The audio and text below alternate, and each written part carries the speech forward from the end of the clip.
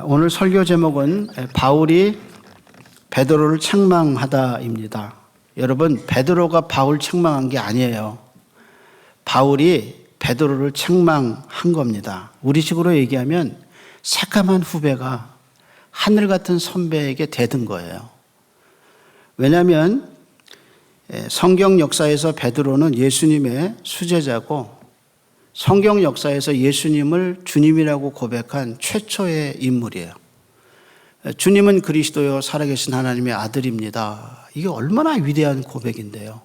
그 고백을 한 사람이고, 만약에 주님이거든 나를 바다를 걷게 해주셔서 풍랑이 있는 바다를 걸어온 인류 최초의 인간이 됐어요.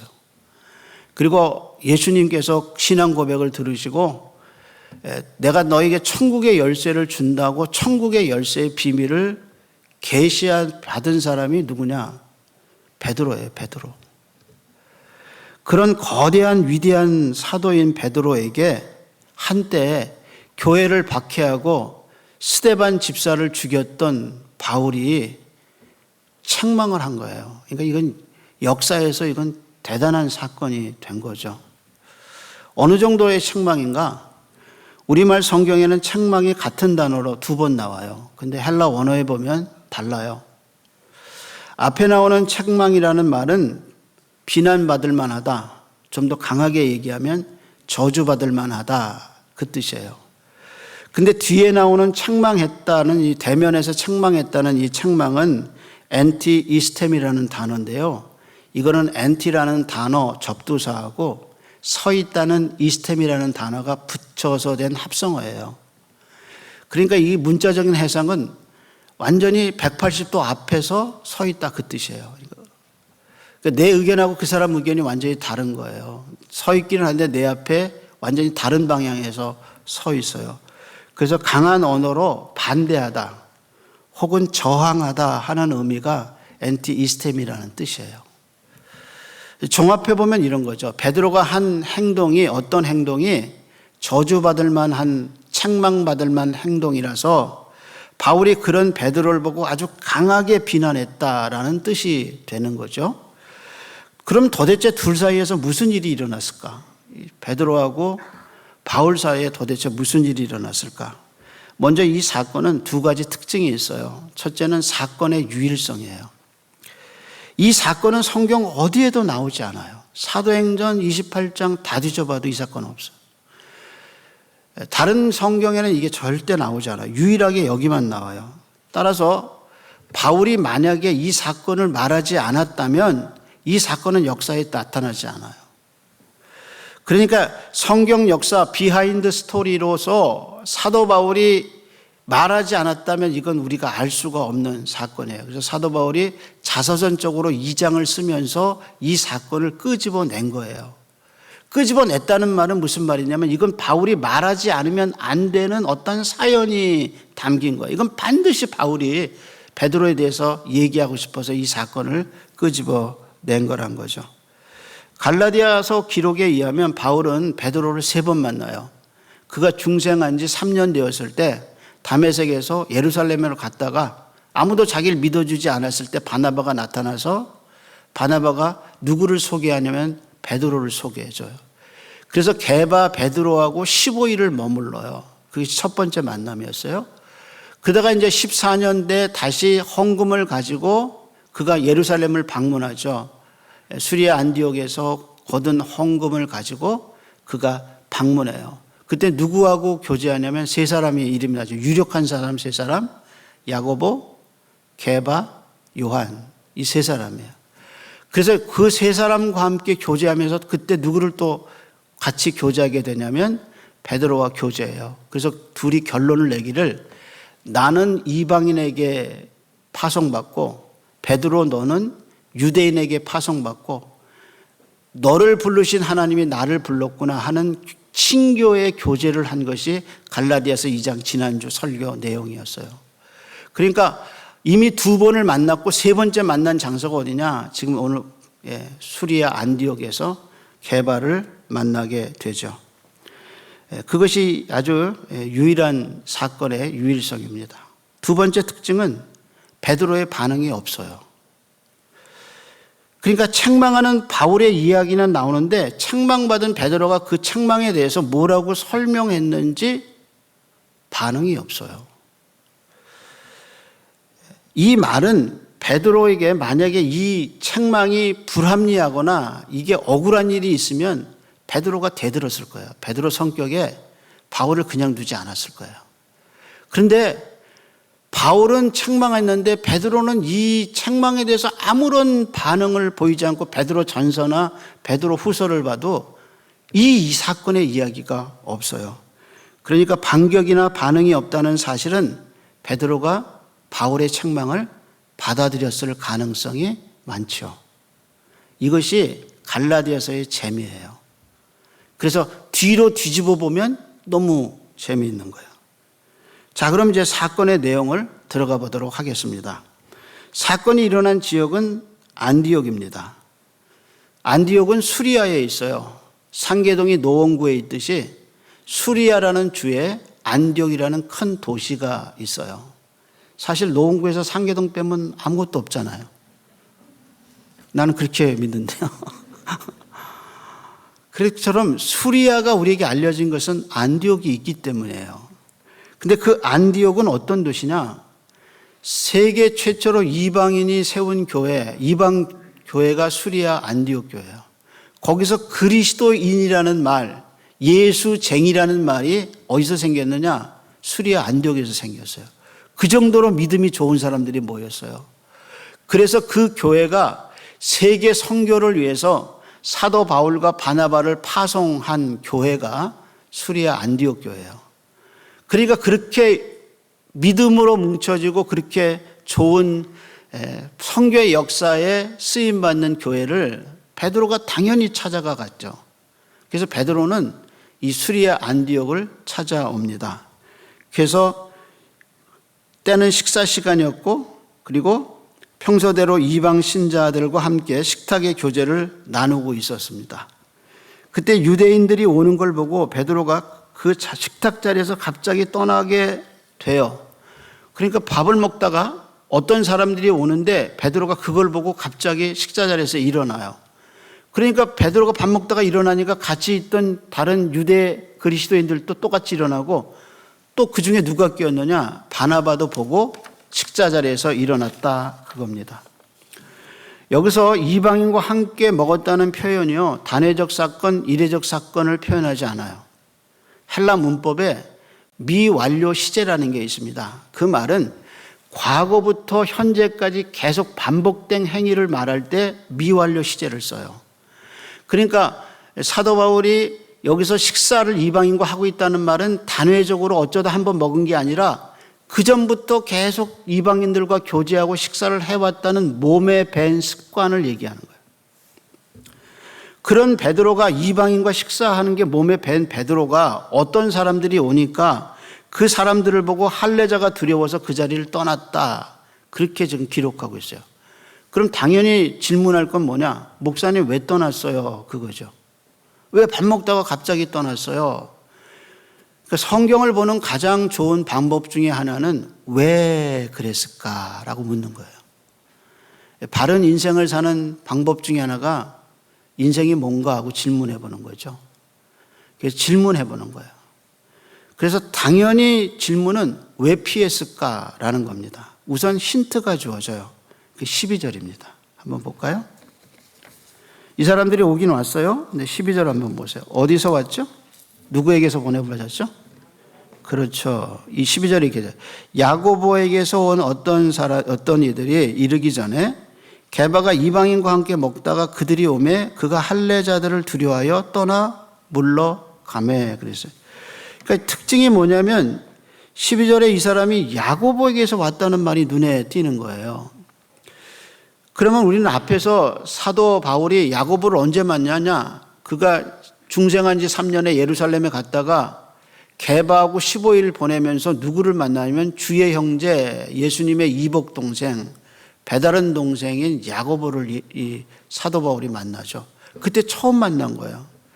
두 번째 언제 만났느냐? 중생한 지 14년 예루살렘에 헌금 가지고 갔다가 세 사람을 만나잖아요. 유력한 사람 세 사람. 물론 다른 사람도 만났겠지만 기록에 의하면 유력한 세 사람이 야고보, 게바, 요한 세 사람을 만나요. 근데 재밌는 것은 이 세 사람 중에 누구 이름이 제일 먼저 나오냐면 야고보 이름이 먼저 나와요. 야고보와 게바와 요한. 그게 우연이 아니라 사도 요한과 베드로는 복음 전하러 다른 데 많이 다녔어요. 예루살렘에 머물지 않았어요.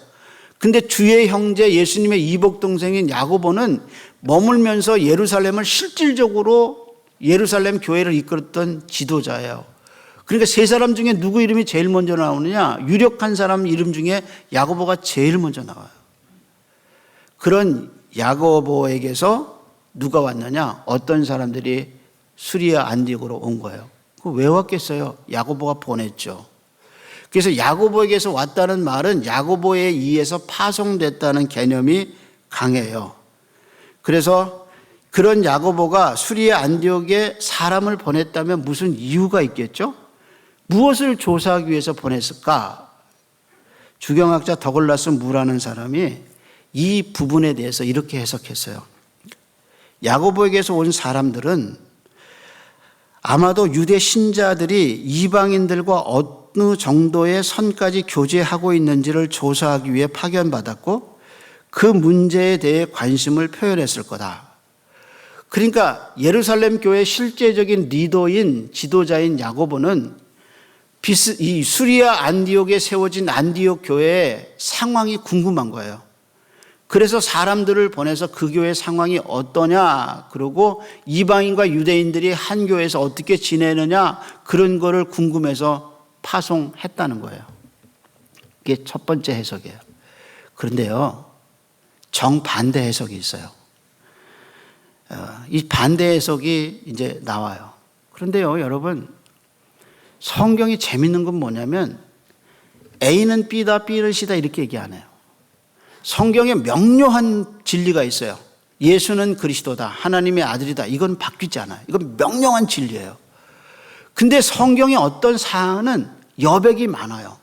그래서 읽으면서 우리를 그 여백 속으로 집어넣게 하고 상상력을 불러일으켜요. 그래서 그 성경에 들어가면서 상상력이 살아나고 그리고 재미가 느껴져서 저는 갈라디아서가 너무 재밌어요. 여러분도 재밌어야 돼요. 여러분도 재밌어야 돼요. 그래서 왜 그랬을까? 같은 해석인데 야고보에게서 사람이 왔는데 야고보가 보냈다는 해석도 있고 정반대 해석이 있어요. 그 정반대 해석은 뭐냐? 사도행전 15장에 가면 예루살렘 총회가 열리고 총회에서 이방인들이 막 물밀듯이 예수 믿고 들어오고 교회가 세워지니까 구원의 문제를 다뤄요. 그러면 유대인 이방인들도 그럼 유대인같이 할례를 받고 또 모세의 율법을 지켜야 되는 이 문제를 주장하는 사람들에서 그걸 갖고 이제 토론을 시작해서 결론을 내는데 결론을 만든 게 아니라 성경의 진리를 확인하죠. 그래서 뭐라고 결론을 냈냐? 유대인이나 이방인이나 오직 예수 그리스도만을 통해서 구원받는다. 그게 사도행전 15장의 예루살렘 총회의 결론이에요. 그래서 그 결론을 어떻게 했냐? 편지에 써서 보내는데 그 사도행전 15장 편지의 내용 중에 야고보 선생이 한 말이 있어요. 근데 뭐라고 말했냐? 이렇게 말했어요. 들어보세요. 한 말이 뭐냐? 들은즉 그랬어요. 우리 가운데 어떤 사람들이 우리의 지시도 없이 나가서 말로 너희를 괴롭히고 마음을 혼란하게 한다는 것을 들었다라고 얘기해요. 야고보 선생님이 뭐라고 그랬냐면 내가 보낸 일도 없고 우리 가운데 보낸 일도 없는데 사람들이 나가서 우리가 보냈다고 그러고 너희를 말로 혼란스럽게 하는 사람들이 있다는 것을 우리가 들었다. 그렇게 얘기했어요. 그러니까 이 귀절을 가지고 정반대 해석을 하는 거예요. 이거는 야고보에서 왔지만 이 사람은 야고보가 보낸 사람이 아니라 자기네들이 그냥 짝지어서 온 사람이다라는 해석을, 그래서 자기네들이 야고보 선생이 보내서 왔다고 거짓말하는 해석이에요. 어떤 게 맞는지 우리는 몰라요. 이 해석이 맞는지 야고보가 보낸 건지 아니면 야고보가 보냈다고 거짓말하는지 우리는 몰라요. 그런데 확실한 거는 베드로가 이 사람들을 보고 할례자들의 비난이 무서워서 이 식사 자리를 떠났다는 거예요.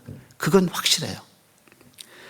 그렇기 때문에 베드로는 지금까지 안디옥에서 이방인과 교제하다가 할례자들의 비난이 두려워서 그 자리를 피한 거예요. 근데 이 베드로의 행동이 어떻게냐? 같이 밥을 먹던 유대 신자들도 똑같이 일어나게 만들었어요.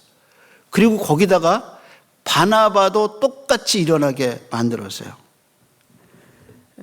그래서 바울이 책망하기를 남은 유대인들도 그와 같이 외식함으로 바나바도 그들의 외식에 유혹되었다고 외식이라는 말을 강조하죠. 이 외식이라는 말이 무슨 뜻이냐? 연극과 영화에서 배우가 어떤 역할을 하는 거예요. 연예인 중에요, 믿음이 좋은 분들이 참 많아요. 연예인이 참 얼마나 믿음 지키기가 힘든데, 연예인 중에 믿음 지키려고 믿음 좋은 사람들이 많아요. 그런데 자신의 믿음과 관계없이 어떻게 보면 어쩌다가 역할이 주어질 때가 있어요. 교회 장로님이에요. 근데 주지스님 역할이 온 거예요. 교회에서 참 신실한 집사님이에요. 그리고 신실한 권사님인데 여성이 온 거예요. 근데 연예인은 인기 먹고 살아요. 인기 먹고 산다는 말이 뭐냐? 무슨 일이 있어도 화면에 자꾸 나와야 돼요.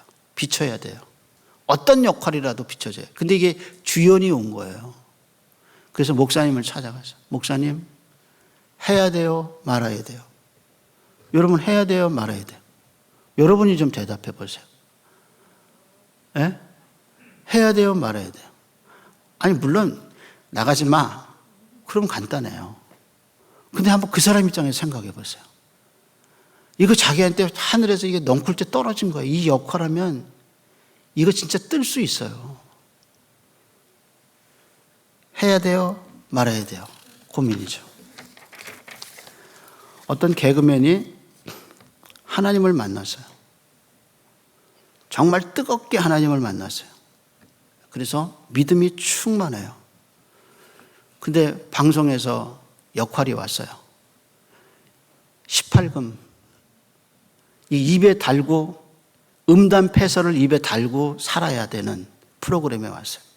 근데 이게 사람들한테 굉장히 인기가 많아요.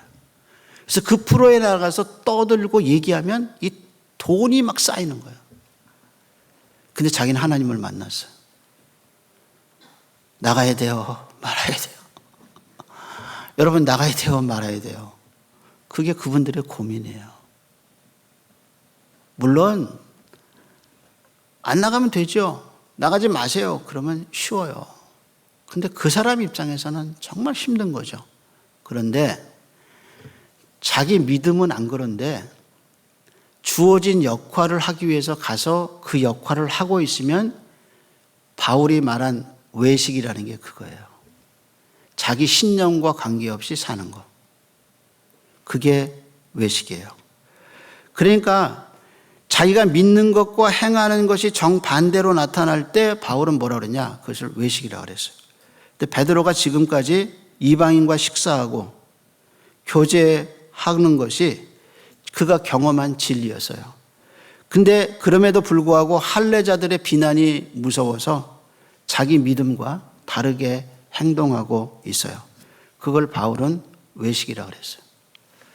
근데 여러분, 이 바울의 모습이 우리의 모습이에요. 한때는 주일 예배가 없으면 죽는지 알았어요. 하나님께 봉사하고 기도하지 않고 하루를 시작하는 것은 죽는 건 줄 알았어요. 밥 먹기 전에 성경 보지 않고 밥을 먹으면 체하는지 알았어요. 정말 믿음이 아니면 못 산다고 생각했어요. 근데 어느 날 예배 안 드려도 살더라고요. 어느 날 기도 없이도 하루가 잘 되더라고요. 말씀 없이도 넉넉하게 살아가더라고요. 살 수 있어요. 꽃꽂이가 지상에서 끊어진 것처럼 물속에 있으니까 한동안 살아 보이죠. 그게 뭐냐? 복음의 진리에서 떠난 거예요. 자기는 알아요. 이렇게 살면 안 된다는 거. 근데 계속 변명해요. 상황이 그래서 라고 얘기하죠. 그러니까 사도 바울이 그런 베드로를 향해서 책망한 겁니다. 근데 바울의 그 책망에 대해서 베드로가 말하지 않아요. 그대로 받아들여요. 이게 베드로의 영성인 것 같아요. 이게 베드로의 믿음 같아요. 여러분, 그렇게 살면 안 돼요. 지금같이 신앙생활하면 안 돼요. 한때 내 신앙이 얼마나 불탔는데, 하나님을 향해서 얼마나 뜨거웠는데 어느 날 그런 게 다 식고 살아요. 그렇게 살면 안 돼요. 하나님이 권면하실 때 뻗대지 마세요. 핑계대지 마세요. 복음의 진리로 돌아오셔야 돼요.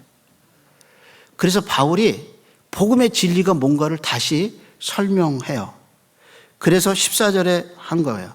나는 그들이 복음의 진리를 따라 바르게 행하지 아니함을 봤다고 말합니다. 그러면 바울이 말한 복음의 진리가 무엇인가?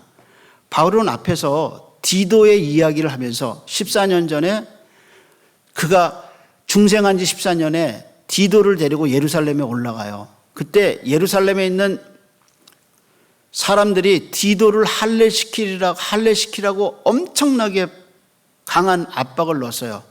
근데 바울이 그걸 시키지 않아요. 과감하게 거절합니다. 왜냐하면 복음은 말하기를 사람이 할례를 통해서 구원받지 않고 오직 예수님을 통해서만 구원받는 것이 복음의 진리이기 때문이에요. 이 복음의 진리에 의해서 바울은 헬라인 디도를 절대로 할례시키지 않아요. 그게 복음의 정신이에요. 근데 지금 베드로가 이방인들과 함께 식사할 수 없다는 유대의 율법으로 다시 돌아간 거예요. 왜? 할례자들이 그게 비난하는 게 두려워가지고 그걸 생각하고 다시 돌아간 거예요. 그래서 베드로가 떠나는 걸 보고 남아있는 그리스도인들도 같이 베드로를 따라가요. 심지어는 바나바도 같이 베드로를 따라가요. 이것이 베드로의 영향력이죠. 그래서 남은 사람들이 외식에 빠지게 됐어요. 어떻게 보면 우리 아이들이 신앙생활 안 하는 이유가 우리에게서 근거가 나갔을 수 있다는 거예요. 나 하는 거 보고 내 하는 말 듣고 예수 안 믿는 거예요. 이게 베드로의 영향력이 되죠. 도로 복음의 정신을 잊어버린 거예요. 사랑의 정신을 잃어버린 거예요. 그걸 바울이 어떤 영향을 끼쳤는가를 14절에 이렇게 얘기하죠. 하반절에 게바에게 할 이르되 게바에게 말한 겁니다.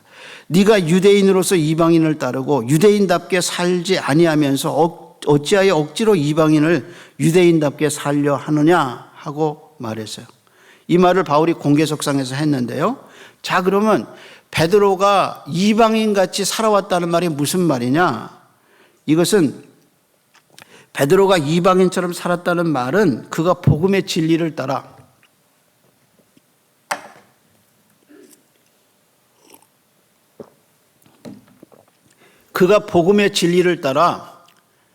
이방인과 같이 교제하며 살았다는 거예요. 그래서 네가 유대인으로 유대인답지 살지 않고 이방인같이 살아왔었다 이렇게 얘기한 거예요. 그런데 왜 갑자기 이방인을 유대인으로 만들려 하느냐라고 말했는데 이게 무슨 말이냐는 거예요.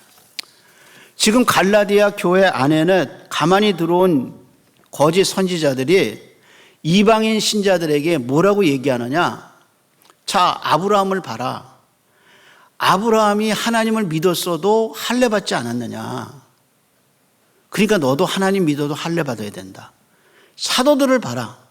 베드로 사도, 요한 사도, 야고보 사도, 바돌로메, 필립 다 하나님 예수님 믿었어도 할례 받지 않았느냐? 심지어는 바울도 할례 받지 않았느냐? 예수님 믿었어도. 그러니까 너도 할례 받아야 한다고 주장하고 있는 상황이란 말이야. 그런데 그런 상황 속에서 베드로가 이방인과 함께 교제하고 식사하다가 할례자들이 무서워서 할례자들이 어떻게 유대 율법에 이방인과 교제하면 안 되고 식사하면 안 된다는 그 율법을 들어서 베드로가 그 자리에서 일어난 걸 보면서 거짓 교사들이 뭐라고 얘기하냐? 베드로를 봐라. 베드로가 이제는 유대 율법으로 음식법을 지키지 않느냐? 그래서 베드로가 그때 떠나지 않았느냐? 그러니까 너도 할례도 받고 모세의 음식법, 절기 이런 거 다 지켜야 된다는 논리를 누가 제공했느냐? 베드로가 제공한 거예요. 그러니까 이 유대의 갈라디아에 들어온 거짓 교사들이 베드로를 이야기하면서 베드로가 그렇게 했으니까 너희들도 그렇게 해야 한다고 얘기하는 정당성을 베드로가 제공하니까 베드로가 한 일이 이게 복음의 정신을 무너뜨린 거예요. 된단 말이에요. 여러분, 하나님 말씀에 선줄로 생각하는 자는 넘어질까 조심하라 그랬어요. 베드로가 넘어진 거예요. 완전히 무너진 거예요. 베드로 때문에 바나바로 인하여서 갈라디아 교회가 거짓 교사들의 손아귀에 들어가게 된 사건이에요. 베드로가 이렇게 넘어진 거예요. 그래서 항상 조심해야 합니다. 세상 속에 살아가는 우리는 복음의 정신과 진리를 잃어버리기가 쉬워요. 끊임없이 사탄은 우리에게 정당한 논리를 대면서 신앙을 흔들어버리고 신앙을 넘어뜨리려고 그러고 있어요. 따라서 정신 차려야 합니다. 굳게 서 있어야 합니다. 넘어진 우리를 주님은 버리지 않으셔. 실수한 우리를 주님은 회복시켜 주셔. 복음의 정신이 뭐냐? 사랑이에요. 넘어진 너를 내가 그냥 두지 않고 쓰러진 너를 내가 회복시켜 주겠다는 게 복음의 정신이에요. 그래서 사탄은 죄를 지은 우리에게 죄만 보게 하지 죄를 사해 주시는 그리스도를 못 보게 해요. 우리에게 죄책감을 심어주지 그 죄책감을 말끔히 씻어주게 하시는 하나님의 위대한 복음을 못 보게 해요. 그렇기 때문에 우리는 복음의 정신을 잃어버리면 안 돼요. 서 있다고 생각하지 마세요. 늘 복음을 붙잡으세요. 하나님은 우리를 사랑하셔요. 그 복음을 잃어버리지 마세요. 기도하겠습니다. 하나님 감사합니다. 예배 속에 불러주셔서 감사하고 하나님 말씀 들을 수 있도록 해주셔서 감사하고 이해되게 하시고 말씀을 통해서 나 자신을 돌아보게 하시고 하나님의 음성을 들을 수 있도록 인도해 주셔서 감사합니다.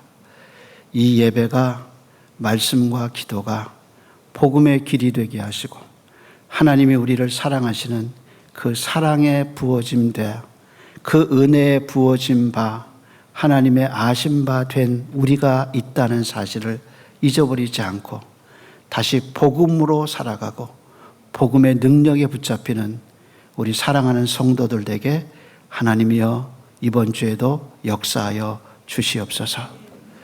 이제는 우리를 위해 죽으시고 부활하셔서 우리를 위해서 지금도 기도하시고 나를 데리러 오실 우리 주님 예수 그리스도의 은혜와 아들 예수의 보배로운 피로 우리의 아버지가 되어주셔서 나의 사정과 나의 세밀한 음성까지도 들으시는 사랑 많으신 하나님 아버지의 사랑하심과 우리 속에 들어오셔서 성자 예수님, 성부 하나님을 바라보게 하시고 그 하나님을 의지할 수 있도록 믿음을 주시고 신뢰할 수 있도록 기도하게 길을 걷게 하신 성령님의 은혜가 오늘 엎드려 예배한 모든 성도들의 심령 속에 이제로부터 영원토록 함께 있을지어다.